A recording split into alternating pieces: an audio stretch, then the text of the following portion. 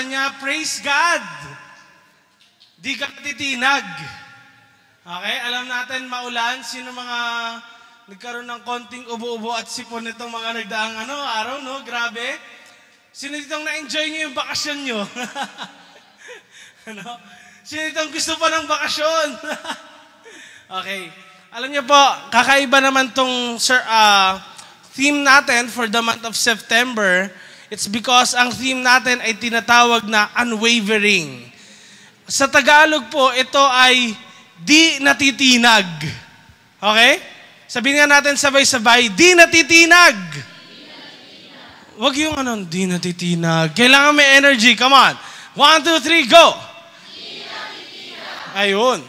Dahil I believe ang bawat isa sa atin, ito yung gusto ni Lord, that as we come to close this year, dahil September ngayon, ito na po ang simula ng Burr months. And dito natin marirealize na, teka, dito na pala tayo sa halos last quarter na, ng taon na ito. Ang bilis ng panahon. But I believe, ang bawat isa sa atin, though marami mang trials, marami mang pagsubok, maraming mga ups and downs here and there, I believe na ang message ni Lord na hindi natitinag, patuloy nakikilos sa buhay natin, mangungusap sa ating mga puso. Amen? Now, ang topic natin today is all about faith at relasyon. Sabihin nga natin, faith at relasyon. And importante sa atin, first and foremost, marami tayong mga relationships sa family, sa friends, sa asawa natin, sa anak natin, sa mga girlfriend, boyfriends natin. Pero the most precious relationship of all should be our relationship with God. Na hindi talaga ito dapat natitinag. Now, ang topic natin na ito, particularly, these are stories po, mga kapatid, about faith, about purpose, tungkol din sa kalakasan, sa pagsunod, tungkol din sa pangako ng Diyos sa ating buhay, waiting, pain, nandiyan talaga lahat yan Yung time na kung saan feeling mo rin hopeless, but si God yung nag-give sa atin, nagbibigay siya ng hope sa bawat isa sa atin. And you know what? The thing that we should focus on sa ating buhay na patatagin, hindi yung loob natin, hindi yung kaisipan natin, kung hindi, ito po mga kapatid, walang iba kung hindi yung unang nakalagay dyan. Ano yon? Yung faith. Sabihin nga natin, faith. Okay? Dahil bakit? Alam niyo po, sa kahit anumang relationship, or kahit anuman ding transaction na meron tayo sa mundong ito, kailangan kasi natin ng tinatawag na panghahawakan. Okay? Sabihin nga natin sabay-sabay, na panghahawakan. Alam niyo po, ang hirap maniwala sa isang bagay or pwedeng magkaroon ka ng trust issue dahil sa wala kang napanghahawakan. And sino ba dito mga nagre-renta o nagpaparenta? Alam niyo po, isa na rin, kailangan sa marami ngayon or kahit sa mga online selling, kailangan, kung sure buyer ka, ano nangyayari? Kailangan meron kang down payment, di ba? Dahil bakit? Kapag wala kang down payment, minsan parang hindi sure. O kaya parang nagdadalawang isip pa, ang isang tao. But let me tell you mga kapatid, that faith is somewhat like a down payment. Yan yung kailangan mong ibigay. Para sa ganoon, makuha mo yung inaasam-asam mong prize in your life. And in one way or another, kung ihahalin tulad din natin ito naman sa allusion lang po ito, or paghahalin tulad natin, pagdating sa mga investments, para po itong bond. Okay, hindi si James Bond, pero ito po ay bond parang sa investments, na kung saan meron kayo talagang equal na kung saan share na mapanghahawakan mo, ito sure to. Sabihin nga natin, sure to. Okay? And kung ikaw din naman, may bangko para itong deposit mo. alam mo na meron kang kukunin sa bangko dahil bakit meron kang nilagay. Tama ba? Hindi ka pwedeng, ay magwi-withdraw ko. May nilagay ka ba? Hindi pwede yon. Amen? Hindi na lang pwedeng basta alam mo na may withdrawin ka kung hindi ka rin naman naglagay at alam mong walang pumasok sa account mo. And another thing na mapangahawakan natin, ang isang bagay, kailangan merong guarantor. May nagsasabi na ito talaga legit to. Ito, matataya ko yung pangalan ko, buong pagkatao ko. No? And you know what? In faith, pag sinabing faith, ito sa totoo lang po yung word na kung saan hindi natin nare-realize na nabubuhay tayo everyday with faith. Bakit? Ang faith po talaga ay confidence natin. Yung word na yan mismo na faith, kailangan tumatak sa puso natin dahil yan po mismo yung word na kung saan araw-araw nating ginagawa. And ito lang po mga nagdaan linggo, marami nagtaas dito, di ba? Merong mga naging ubo, di ba? Mga ganon, may mga sakit. Sino ito mga uminom na ng gamot? Taas nga kamay. Okay?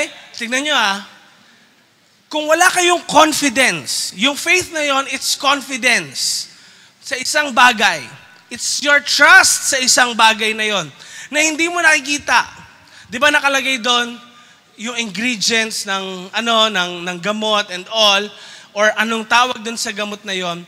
Pero ikaw ba, minsan ba naisip mo na parang sure kaya talaga to na ito yung laman nito? Baka naman niloloko lang ako nito. Every day of our lives, actually, ang hirap po mabuhay sa 100% na proof ng isang bagay.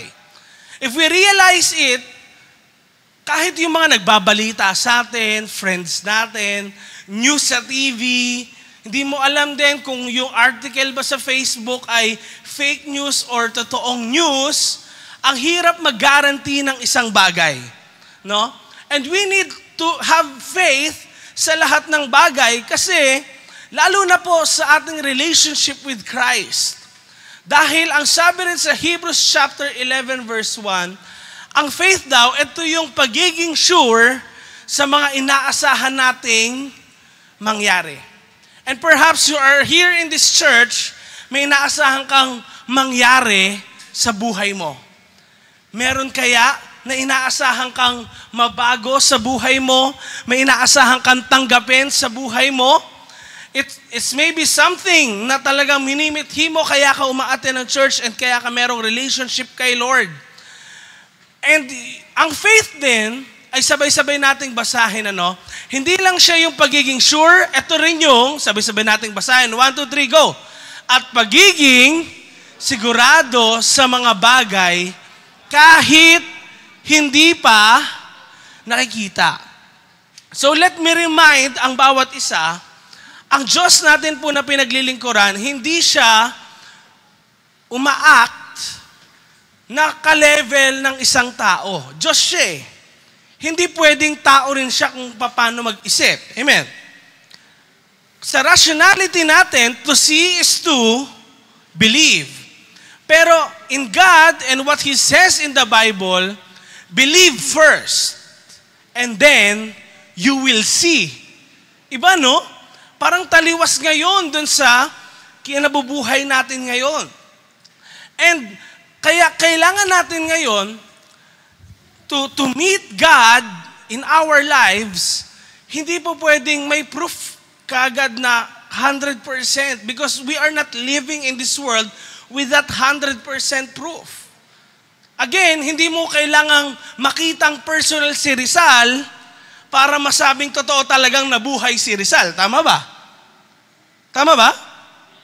Hindi mo po pwedeng sabihin na kailangan ko makita yung kanununuan ko si Eva at Adan para maniwala kang may origin ang tao.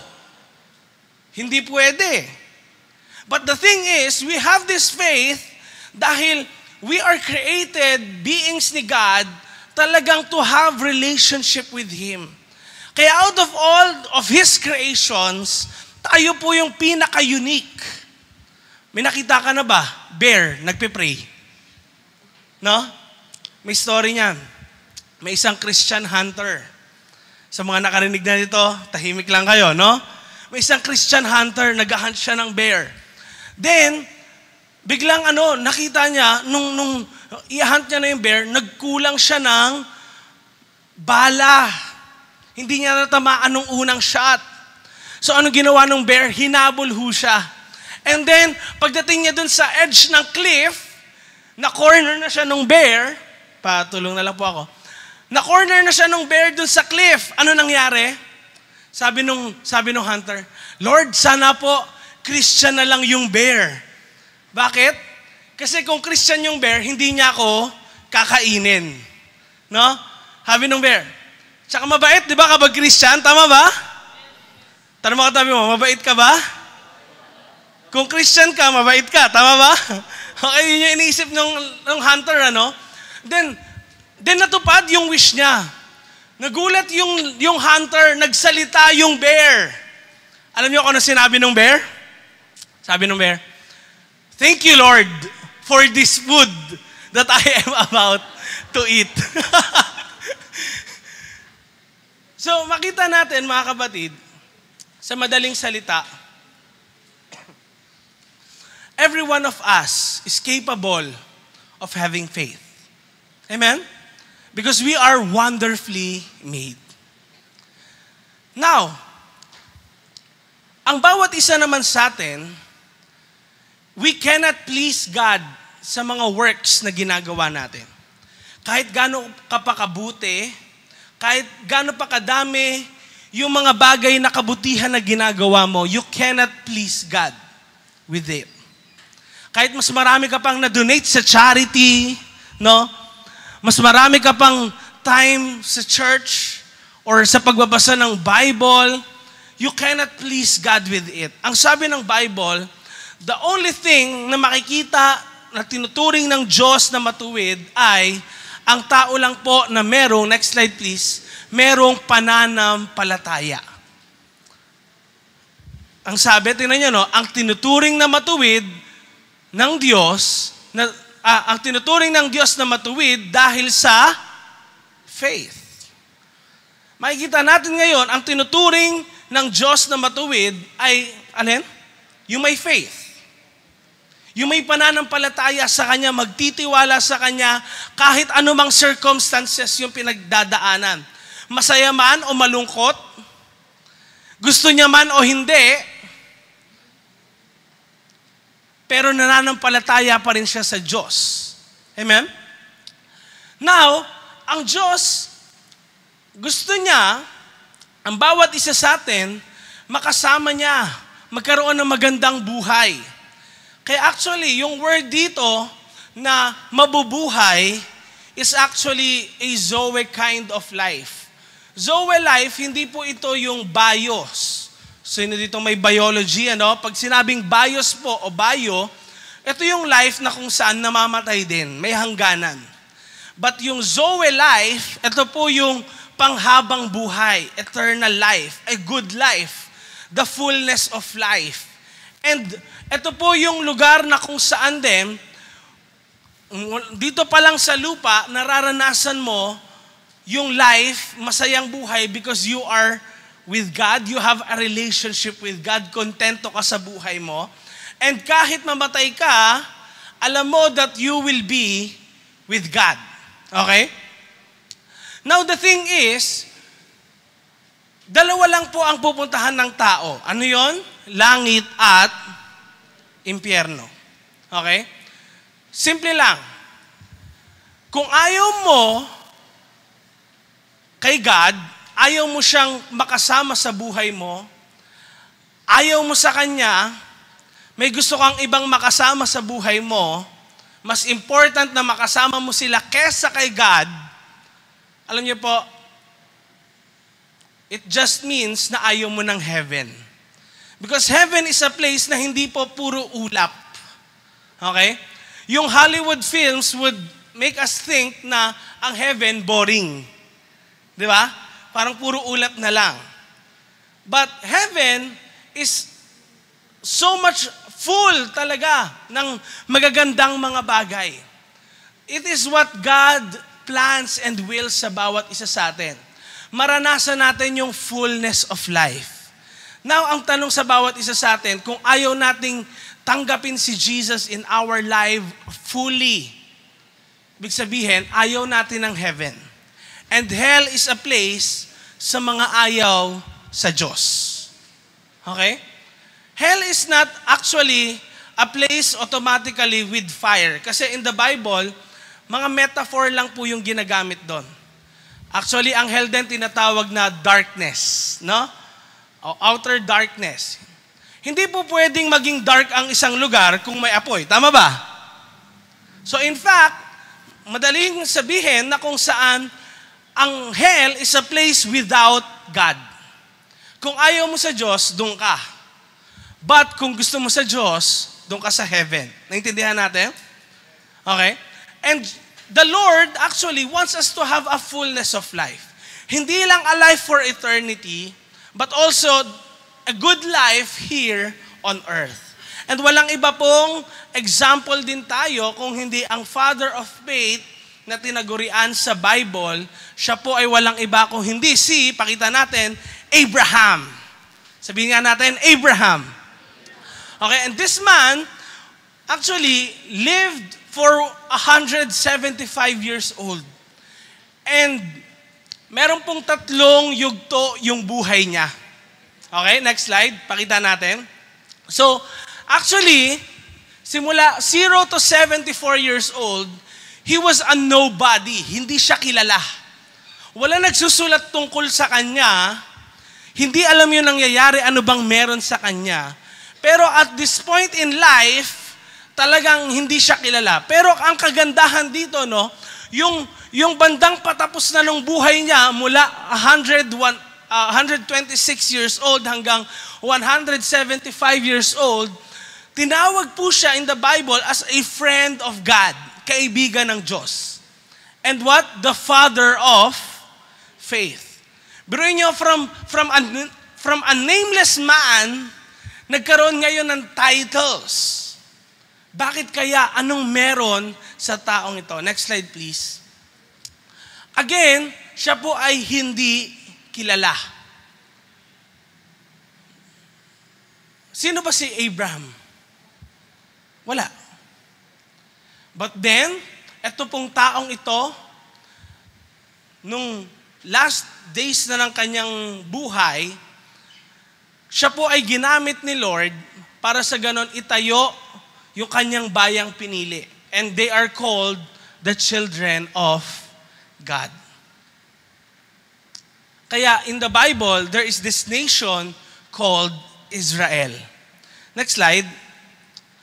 Now, pag sinabing nobody or hindi kilala, ano ba talaga yung buhay nito ni Abraham? Alam niyo po, nung hindi niya pa nami-meet si God sa kanyang buhay, isa po siyang pagan worshiper.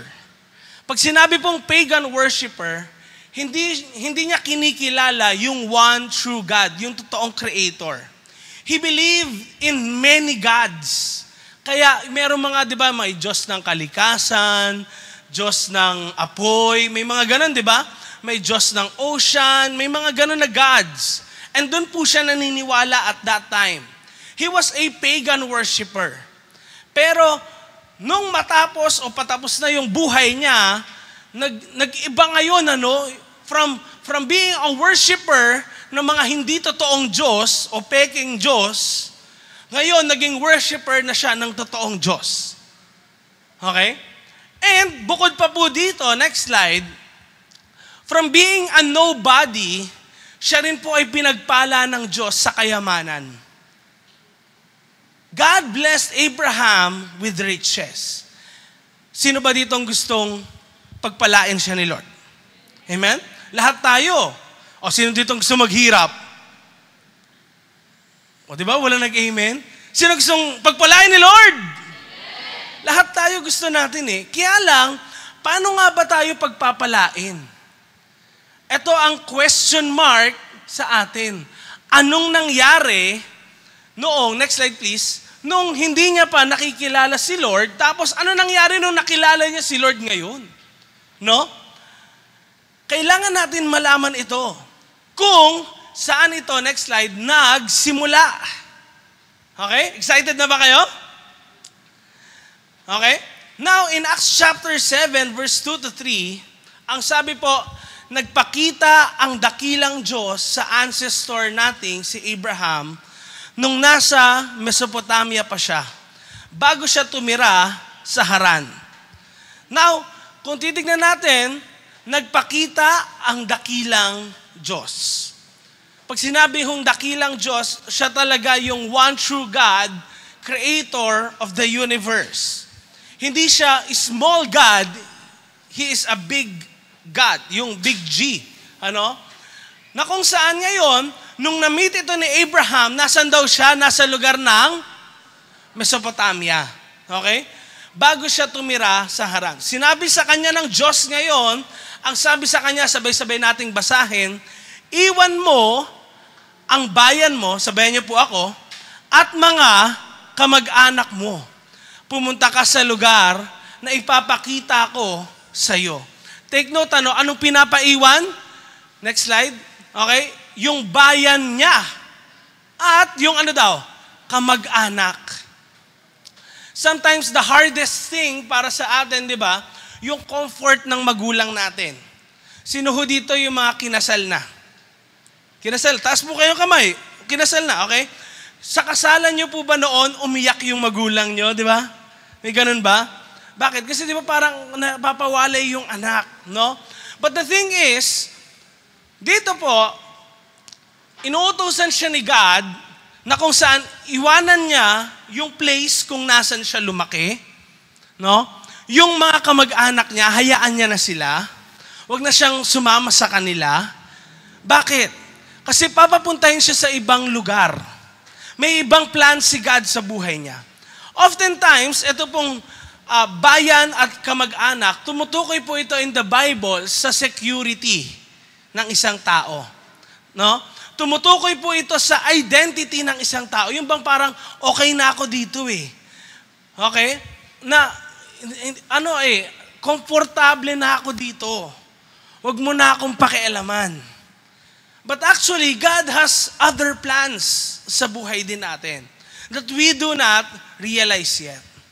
Now, ang tanong sa bawat isa sa atin, ang relasyon sa Diyos, bakit nga ba natin ito kailangan? Kasi si Abraham, he was a nobody. And perhaps ang bawat isa rin sa atin, ganyan. You are a nobody before. Pero, bakit mo nga ba kailangan ang Diyos sa iyong buhay? Alam niyo po, mahal na mahal tayo ng Diyos at may pakialam ho siya sa bawat isa sa atin. Kailangan ho nating maintindihan na number one, meron pong plano ang Diyos. Okay? Number one is called the plan of God. Next slide. May plano ang Diyos sa buhay mo. Sa buhay ng katabi mo, sa buhay nating lahat. Ang tanong lang, susunod ka ba dun sa plano niya? Okay? Dahil si Lord, siya po ay nag-appear kay Abraham nung nasa Mesopotamia pa siya. So, ito po yun, sa map na yan, ito yung lugar ng Ur, doon siya, and then, nag-appear si God sa kanya at that time. Now, si Abraham po, nung una pong, bago niya makilala si God sa kanyang buhay, actually, meron po siyang ibang pangalan. Hindi po siya Abraham. Siya po ay Abram. Sabihin nga natin, Abram. And then, pagdating po ng Genesis chapter 11, verse 27, next slide please. Okay? Sinabi dito na ito ang lahi ni Terah, na tatay daw nino, Abram, Nahor, at Haran. Si Haran ay tatay ni Lot. So sa madaling salita, si Abraham po ay, sino daw tatay niya? Ano pangalan? Terah. Okay? Si Terah ngayon po ay tatay niya na kung saan matanda na rin talaga ito, no? And noong una pong panahon, talagang yung mga tatay sa society, sila po yung, parang meron silang authority, no? Meron silang supreme rule sa mga anak nila. Kaya yung mga anak nagpe-pay respect sa kanila. However, pagdating po ng verse 28 ng Genesis chapter 11, naunang namatay si Haran kesa sa tatay niya. Yung kapatid po ni Abraham na si Haran, unang namatay. Okay? Now, namatay siya sa lugar kung saan pinanganak, dun sa Ur sa Babylonia. So what happened was, na-meet na ni Abraham si God sa land ng Ur. Sabi niya, punta ka dun sa promised land. Pero ang nangyari ay humarang. Ang nangyari po, verse 31, sinama ni Terah. Sino si Terah? Tatay ni Abraham. Okay? Sinama niya ngayon yung anak niyang si Abraham, ang apo niyang si Lot na anak ni Haran, at ang manugang niyang si Sarai na asawa ni Abraham. At magkakasama silang umalis sa city ng Ur sa Babylonia para pumunta sa Canaan. Nakarating sila hanggang sa Haran. Tapos, anong sabi? Next slide, please. Oops, hindi pa dyan. Verse 31. Ayan. Okay? Nakarating sila hanggang sa Haran. Tapos, anong sabi? Doon na sila tumira. Again, anong utos ni God? Pumunta ka sa lugar na papapuntahin ko sa inyo. Kailangan sa Canaan ka. Ayun, nakalagay, para pumunta sa Canaan. Kasi doon kayo talaga dapat. Yun yung plano ko sa iyo, Abraham. And then, ano nangyari? Nung nakarating sa Haran, wala pa sila sa Canaan, doon sila tumira. Kaya, next slide, yung map natin ngayon, from the land of Ur, nag-travel sila pataas, hindi kasi pwedeng i-cross to. Bakit? Disyerto po yan, mamamatay ka. Walang tubig. Walang hayop na nabubuhay. Kaya hindi sila dadaan dyan. Ang dadaanan nila, yung kulay green. Bakit? Kasi yan yung merong vegetation. Naintindihan natin? So what happened was, wala pa nga sila dito sa lugar na to ng promised land. Ang ginawa, tumigil sila ngayon sa Haran. And ngayon, titignan natin, application natin sa ating buhay, kailangan nating tignan. Sino ang mga teras, next slide please, na nagiging sanhi ng delay sa pagsunod mo kay Lord? Meron ba ibang nasusunod sa buhay mo? Diba? Ang ganda ng plan ni Lord kay Abraham. Sumunod ka, then suddenly, biglang napatigil. Ano yung tera na yon na nagiging sanhi ng delay ng pagsunod mo kay Lord? It can be anything else. Pwedeng hindi yan yung physical na magulang mo. It can be your thoughts. Yung pag-iisip mo. Ang advance mo masyado mag-isip. Wala pa nga, may negative ka na kaagad. Sabi sa katabi mo, wag ganon. And perhaps, ang tera sa buhay mo ay yung kagustuhan mo, pangarap mo. Or meron kang delay, dinidelay mo na lang. Parang ganito, di ba? Di ba? Pag tayo inutusan ng magulang natin, anak, gawin mo nga to. Ano sinasabi natin? Mamaya na. Dahil bakit? May iba pa akong ibang priority. O kaya, wait lang. Tama ba? Bakit? Kasi meron akong ibang plan.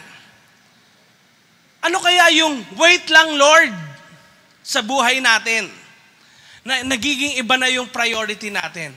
Sana, nakapunta ka na sa promised land na enjoy mo yung promise ni Lord sa buhay mo, kaya lang merong tera na nagiging sanhi ng delay sa iyong buhay.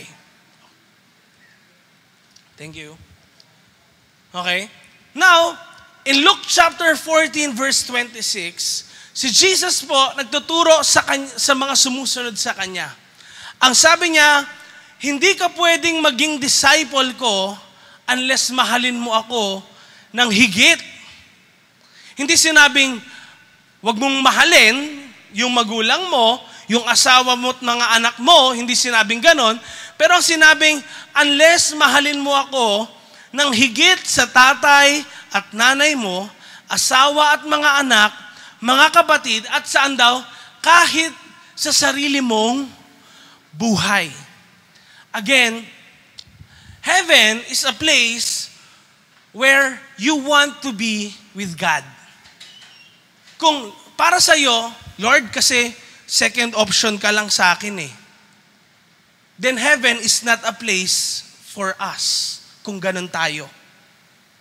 Na, Lord, mas gusto ko makasama yung parents ko. Ay, Lord, yung sarili ko na gusto, ito yung mas gusto ko. Yung anak ko, yung kapatid ko, Lord, ito na lang. Kung ganun yung gusto natin, we don't want to be with God. We do not want heaven. And kapag hindi natin gusto yung heaven, we are into destruction sa ating buhay. Now, ang tanong po sa bawat isa sa atin again is this naman. Have we, next slide please, settled in our Harans?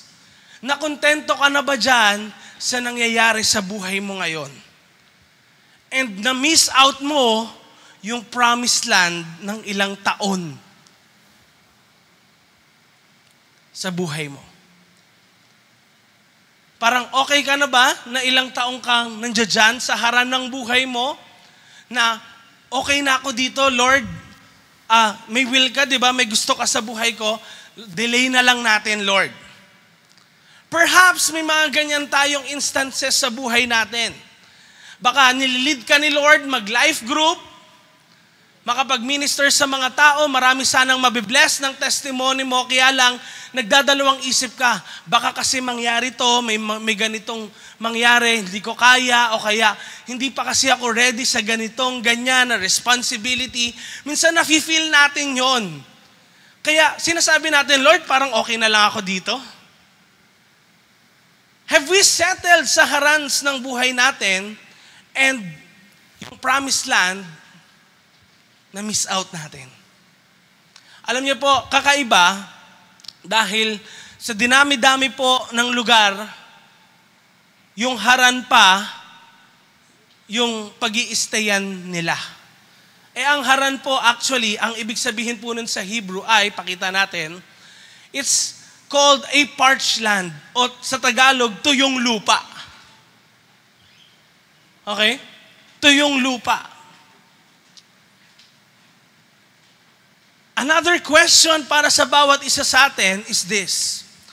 Okay lang ba sa atin yung good? Yung okay na to? Or hinahanap natin yung best?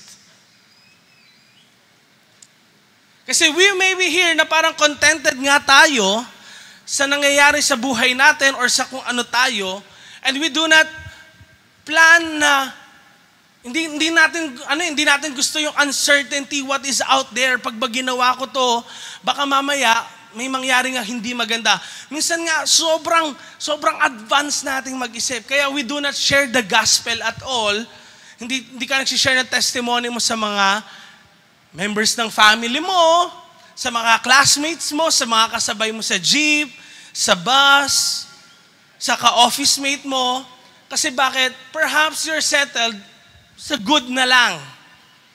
And you're not seeking for something that is best. Now, alam niyo po, after nito, may nangyari.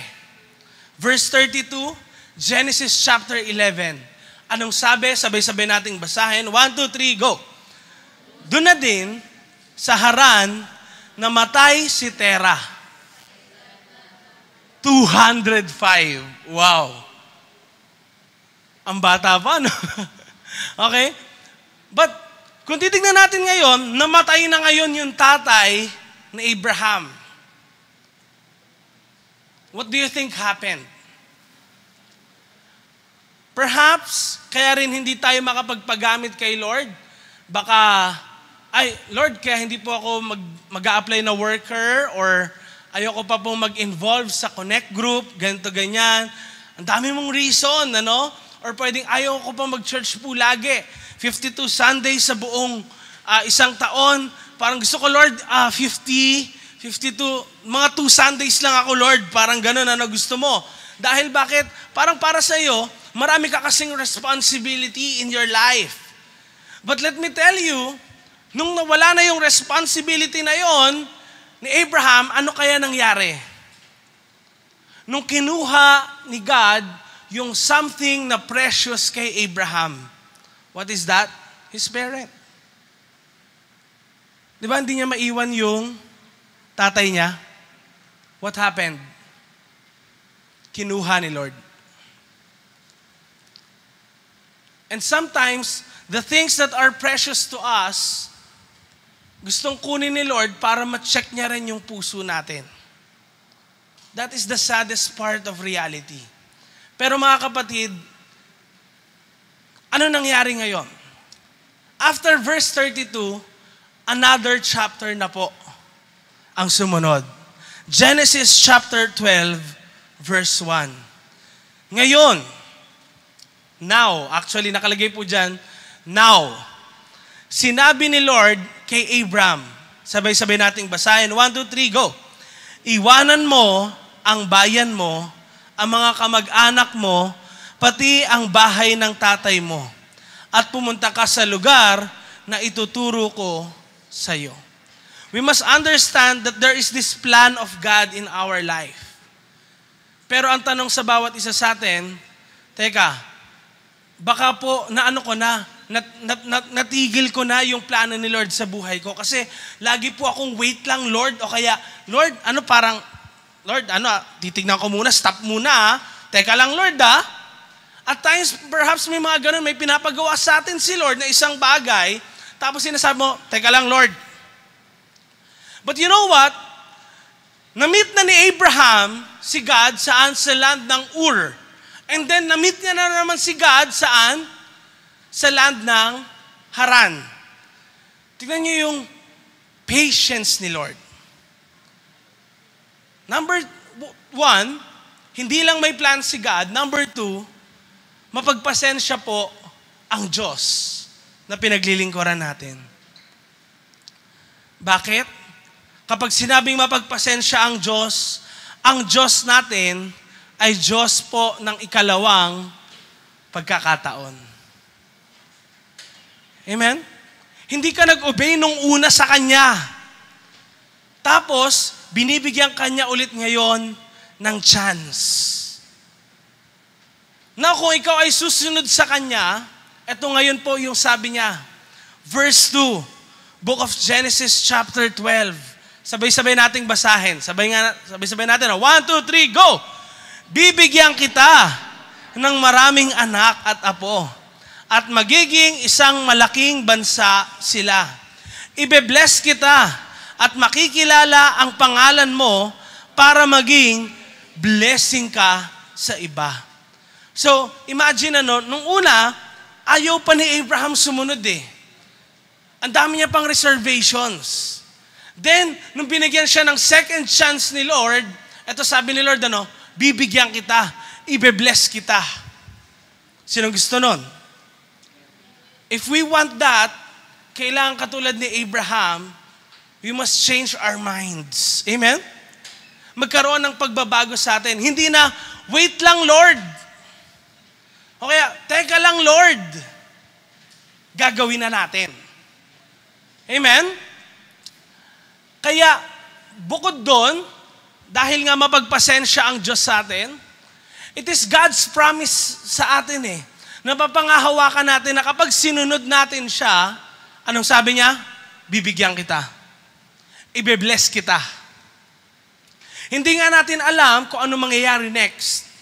Pero the sure thing is meron siyang pangako sa buhay mo at sa buhay ko. Sabi mo sa katabi mo, may pangako ang Diyos sa'yo. Turo mo yung kabila, sa'yo rin. Nasa unahan mo, nasa likod, turo mo, ikaw, sa'yo rin. May pangako ang Diyos sa buhay mo. Now, alam niyo po, ang pangako ng Diyos ay natutupad. Amen? Ang pangako po ng Diyos ay natutupad. And the greatest promise of God is actually para niya po tayo iligtas sa cross. Siya po ay na-pierced sa cross. Kaya yung cross na ito is actually a symbol po nung unang panahon na kung saan cursed ang lahat ng mapako sa cross. Kasi lahat na napapako sa cross, ano daw? Makasalanan. Kung tayo ngayon lahat makasalanan, para matubos tayo sa ating pagkakasala, hindi kailangan makasalanan ang tutubos sa atin. Hindi mangyayari, hindi mababayaran yon. Kailangan yung tanging matuwid lang. Wala ngang matuwid kahit sa isang tao. Ni isa man sa atin dito, wala kahit ako. Hindi. That is why napaka-powerful ng ginawa ni Jesus. He is God, of course, pero may awa siya sa buhay ng bawat isa sa atin. Ito, may patience ako sa kanila, may promise ako, hindi ka sumusunod sa akin, pero mamahalin pa rin kita. Amen? And that is what actually God does sa buhay ni Abraham. Bakit? Sa line po ni Abraham, dito po napanganak si Jesus. Na kung saan na-bless ang lahat ng bansa sa Kanya. Genesis chapter 12 verse 3, anong sabi? Ibe-bless ko ang magbe-bless sa'yo, pero susumpain ko ang susumpa sa'yo. Ano ibig sabihin nito? It refers actually saan? Sa protection ng Diyos sa buhay ng bawat isa sa atin. Kasi bakit? O nga, ibe-bless. Kapag may sinabi sa iyong magaganda na bagay, anong sabi? Ibe-bless ni Lord. Kapag hindi magaganda yung sinabi, ano daw? Susumpain. This is actually a protection of God. Patnubay ng Diyos. Hindi lang ang Diyos may plano sa atin, hindi lang siya mapagpasensya sa atin, at hindi lang ang Diyos basta merong pangako sa bawat isa sa atin, pero gusto niya rin po tayong proteksyonan. Amen? Now, next slide. Kaduktong nito. Sabay-sabay nating basahin. Dahil sa'yo. 1, 2, 3, go! Dahil sa'yo, mabibless ang lahat ng bansa. Alam niyo po, last but not the least, the purpose of God. Bakit ka nga ba gustong pakialaman ng Diyos? Bakit niya gustong gamitin ang buhay mo? Kasi merong kadahilanan ang Diyos. Ano yon? Gusto niyang ma-bless yung mga tao sa paligid mo. Ikaw magamit as blessing sa maraming tao. Ikaw rin magamit as channel, hindi ng kabulastugan, hindi ng kasamaan, kung hindi ng kabutihan. Amen? Dahil bakit? Nakikita yung pagkilos ni God sa buhay mo. Ano yung number 1? The plan of God. Number 2, the patience. Number 3, the promises of God. Number 4, the protection. And number 5, the purpose of God. Alam niyo mga kapatid, baka meron lang sa atin, mga nandito, parang ayaw mo lang sumunod kay Lord. Pero baka ito na yung missing puzzle sa buhay mo. Na kailangan mo ng purpose, bakit ka nabubuhay? Bakit ka nag-aaral? Para kanino mo ba ginagawa yung trabaho mo? O alam ko, sa family mo, sa sarili mo. Pero, nga, kahit gawin mo yan para sa sarili mo, you can do bad things. Bakit? Para sa sarili mo, pwede kang gumawa ng di maganda sa iba. Para sa pamilya mo, kaya mong pumatay ng tao. Para sa sarili mo, kaya mong magsinungaling.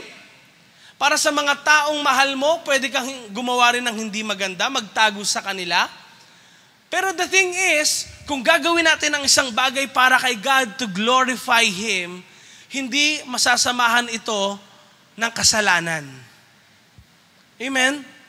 Kaya ang isang tao talaga na Kristiyano, kapag halimbawa, merong corruption inside the classroom, inside the office, actually, siya yung mismo na kung saan, sabi niya, hindi pwede to.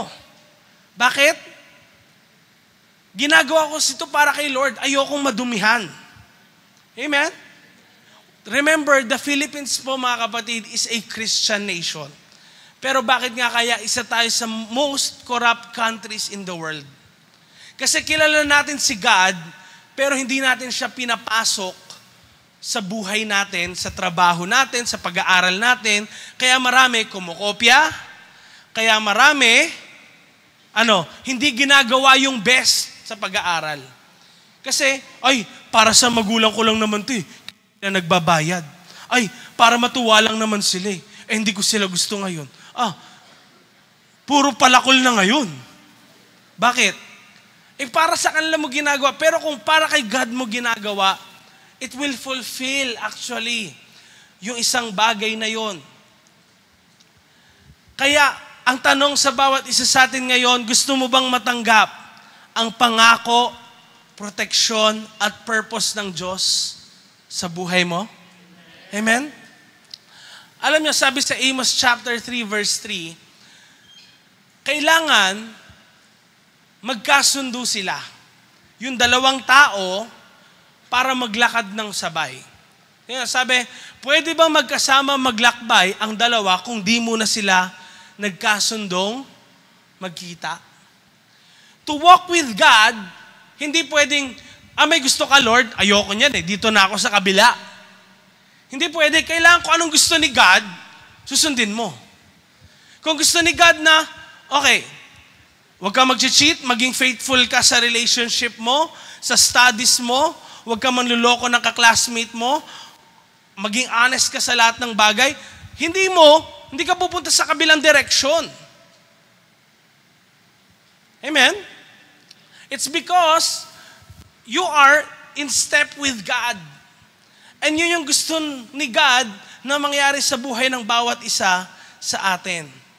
Kaya, actually, para mangyari ito sa buhay natin, yung promises ni God, yung plan ni God sa buhay natin, para mangyari ito sa buhay natin, kailangan meron tayong part na gagawin.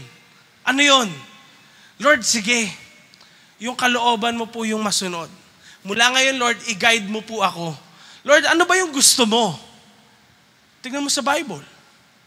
Amen? Ano ba yung gusto ni God? Ano yung ayaw ni God na gawin mo? And let me tell you, another thing, in Genesis chapter 12 verse 4, nung 75 years old si Abraham, ano nangyari ngayon? Umalis siya sa Haran, gaya ng inutos sa kanya ni Lord. Nagsimula na ngayon siya, sabi niya, okay, tama na yung delay. Pagpapatuloy ko na yung pagsunod ko kay Lord. Kaya kung may pinapagawa sa'yo si Lord, kapatid, huwag mo nang i-delay. Sabi mo sa katabi mo, huwag mo nang i-delay.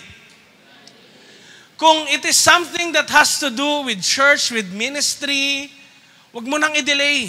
Bakit? Marami na sana napagpala sa testimony ni Lord sa buhay mo, kaya lang ayaw mo magsalita. No? Marami na sana ang mga tao na kung saan uhaw sa Word of God, na sharean mo na sana sila, kaya lang nagdadalawang isip ka. Or lagi kang meron sinasabi na, baka yung ganito, baka yung ganyan. Sundin mo. And let me tell you, everything will follow. Kapag sinik natin ang nagbibigay ng blessing, susunod ang blessing. Amen? Kung merong naghihintay tayo ng provision, kailangan makita natin, una sa lahat, meron tayong same vision. Ano yon? Yung gusto ni God sa buhay ng bawat isa sa atin. Kaya, hindi pa huli. Sabi mo sa katabi mo, hindi pa huli ang sumunod. Amen? Hindi pa huli. Hebrews chapter 11 verse 8, dahil sa faith, anong ginawa? Sumunod si Abraham. Nung pinapunta siya ng Diyos sa lugar na pinangako sa kanya. Iniwan niya ang bansa niya kahit hindi niya alam kung saan siya pupunta. Mga kapatid, ito yan. Faith is taking the first step even in the midst of uncertainty. Hindi mo alam kung ano yung next mong gagalawan, pero susundin mo si Lord. Lord, parang bago to sa akin kasi hindi ko to ginagawa eh.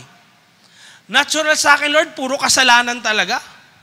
Lord, natural sa akin, sarili ko nasusunod. Pero yung kalooban mo, Lord, first time ko itong gagawin. Pwedeng ganun yung nasa buhay natin, ano? Lord, meron ka palang mga ayaw na gawin ko. And hindi ko alam, Lord, anong mangyayaring next sa akin.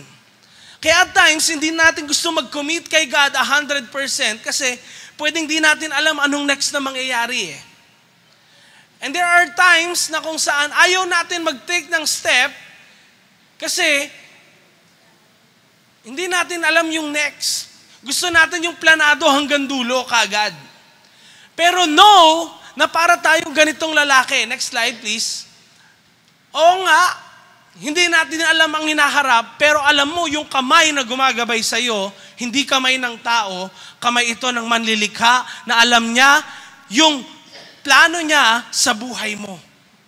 It is not something na ikakapahamak mo, it is something na kung saan ikaw mismo pagpapalain niya at maraming tao rin mapagpapala dahil sa'yo. It may not look like it sa una, hindi mo gugustuhin kasi nga hindi mo alam yung nasa harapan, pero ililid ka niya doon. Amen? Kaya, hindi ko sinasabi po dito magpastor kayo, okay? Actually, magpayaman kayo. Again, sinasabi ko po yun, magpayaman kayo. Sabi sa katabi mo, magpayaman ka. Bakit? Gamitin mo yung kayamanan mo for the Lord. Magtrabaho ka, mag-business ka, gamitin mo yan for the Lord. Lagi, yung priority natin, number one si God above all things. Paano maging number one si God? Kaya ko to ginagawa. Kaya ako binibigay yung best ko. Dahil sa Kanya. Amen? Faith is being movable despite being uncomfortable. Kahit saan ka ilagay, ilipat, kahit saan ka papuntahin, kung para sa'yo hindi ka komportable, kung may faith ka, willing kang malipat kahit hindi ka komportable. Malipat, in a sense na kung saan yung comfort zone mo malipat o yung buhay mo mismo na kung saan pinifeel mo na okay ka, if you really want God's best for you, anong kailangan? Umalis ka dun. Amen? Kaya, ito ang gusto ni God sa bawat isa sa atin. Tayo mismo, sumunod sa Kanya, hindi tayo maging estatwa lang, diretso lang, pero sumunod tayo kung saan niya tayo dadalhin. Paano ka nga ba magiging blessing sa maraming mga bansa kung ayaw mong magpagalaw? Dito ka lang. Magkulong ka lang sa kwarto mo, mag-ML ka lang lagi. Paano ka nga magiging blessing sa iba? Tapos yung kalaro mo pa, mumurahin mo. Sabi sa katabi mo, boom, sa pool. Di ba? At times, paano nga ba tayo magiging blessing kung di tayo lalabas? Amen? Kailangan mong lumabas. Si Abraham, sumunod siya kay Lord. Next slide. Tingnan nyo, no? From the land of Ur, anong nangyari? Okay, God appeared kay Abraham. And then nagkaroon ng delay. Nagsettle sila sa land ng Haran. But from that point on, sumunod na siya kay Lord. Nakarating siya sa promised land. Tayo po'y tumayo lahat ngayon. I encourage you na basahin natin yung conclusion na ito. Sabay-sabay nating basahin mga kapatid. 1, 2, 3, go. Umalis ka sa comfort zone mo at sumunod sa kalooban ng Diyos. Gusto ko po kayong tanungin, saan ka pinaka-komportable sa buhay mo ngayon? Baka komportable ka na lang sa online service, ayaw mo nang umaten, no? O kaya baka komportable ka na lang sa buhay na puro kasalanan, ayaw mo nang sumunod kay Lord. Baka komportable ka na hindi ka niya nagagamit sa malaki pang mga bagay sa buhay mo. But actually, kung gusto mong sundan yung kalooban ni Lord, let me tell you, pwede ka niyang gamitin in things that you cannot imagine. Tayo po'y pumikit lahat. Isa lang po, yung gusto ni Lord, yung mga taong susunod sa Kanya,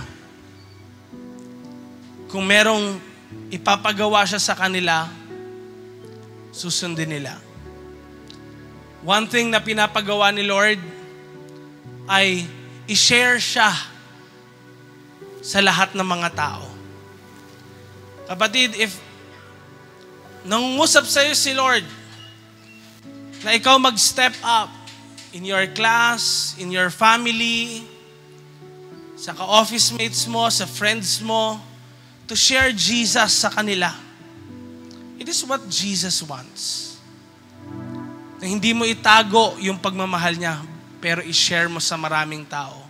If you want that to happen na magamit ka niya, can you raise up your right hand? Okay lang, huwag ka tumingin sa katabi mo kung tumaas kamay niya. Kung ayaw mo, okay lang yun. No? But if you want na, Lord, sige, susundin kita. Kung ano yung kalooban mo sa buhay ko, Lord, kahit iuna kita, Lord, above all else, come on, just raise up your right hand if you decide that. Thank you, Jesus. Sa mga kamay po itong nakataas, nakikita niyo po dyan sa langit, ang mga kamay na ito na willing pong sumunod sa iyo. Sa kalooban mo, gawin yung gusto mo. At despite, Lord, ng maraming mga trials sa aming buhay, alam namin, tapat ka pa rin sa aming mga buhay at kikilos ka. Lord, bigyan nyo ng courage ang bawat isa to share your word. Makapag-invite po sila sa inyo. Tulungan nyo rin po ang bawat isa sa kanila na nangailangan po, Panginoon, ng guidance nyo sa kanilang pag-aaral, sa kanilang family, sa kanilang relationship na papasukin, Lord. We believe na kayo po yung magli-lead sa bawat isa sa inyo pong perfect na kalooban. At wag po sila magkamali sa mga decisions na ito. We thank you, our Heavenly Father, because you alone are faithful. Thank you, Lord, dahil you are a God with plans. A God who is patient, who's full of promises, at tinutupad mo yon. You protect us, O God, and do not cause harm. Higit sa lahat, Lord, you're a God of purpose. Lord, hindi aksidente na nandito kami, na narinig po namin itong sermon na ito. May gusto kang gawin sa aming mga puso. Gawin niyo po ito ngayon. In Jesus' name. Amen and amen. Thank you, Lord, sa lahat po ng ito. Pagpalain po ang iyong pangalan. In Jesus'